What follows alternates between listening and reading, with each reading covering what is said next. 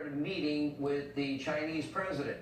His son was having business meetings. Then in December 2013, literally less than 2 weeks later, Hunter Biden's company inked a $1 billion private equity deal with a subsidiary of the Chinese government's Bank of China.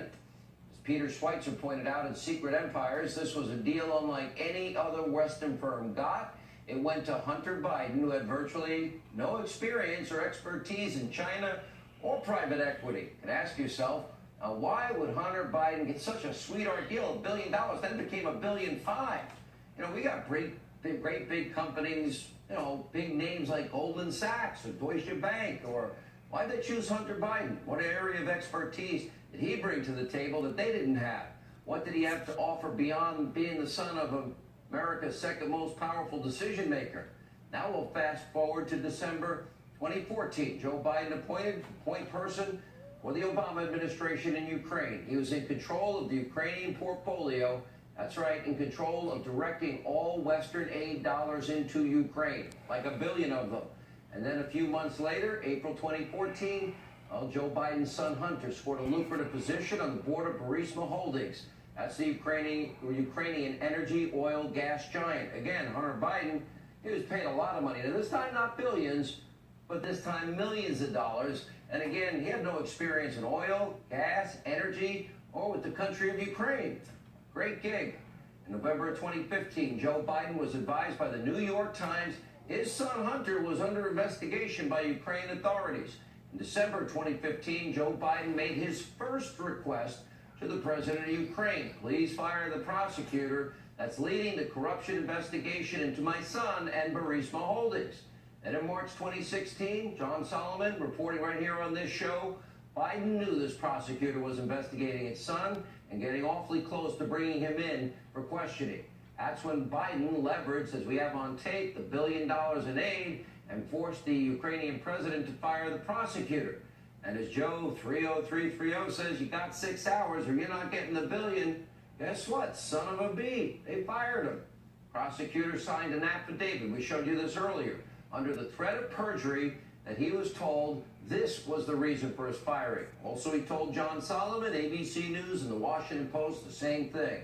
And while sleepy, creepy, crazy Uncle Joe spins in a million directions, trying to convince voters he knew nothing about any of his son's dealings, well, this little inconvenient picture has arisen. That would be of Joe Biden, Hunter Biden, golfing with, well, Hunter's partner, Devin Archer, in 2014. Remember Archer?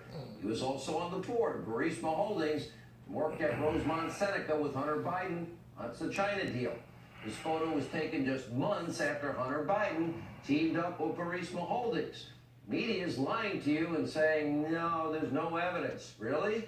This was Donald Trump Jr., there'd be a ton of evidence. So where's the scrutiny of all of this? Where's the serious investigative reporting?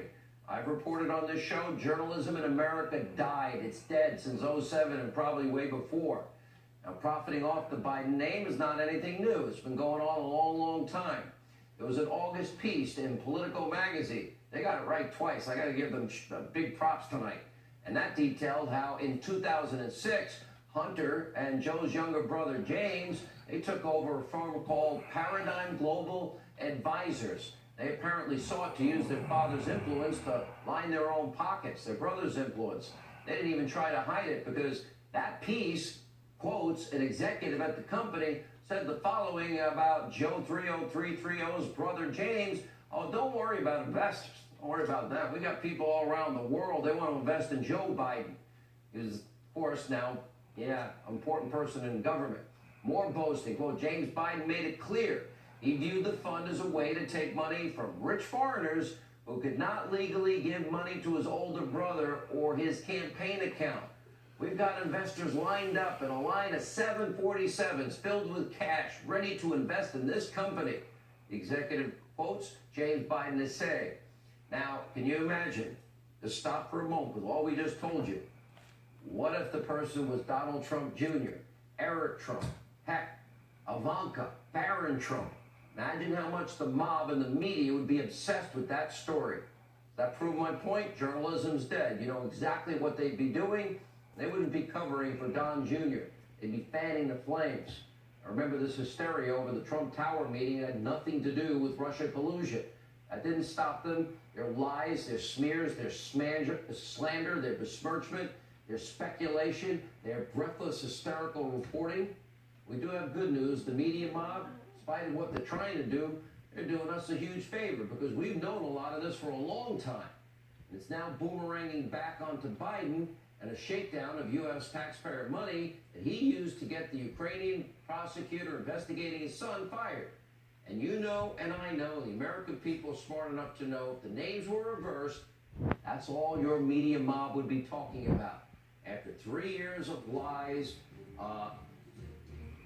smearing, besmirchment, conspiracy theories, and a hoax, they haven't learned a thing.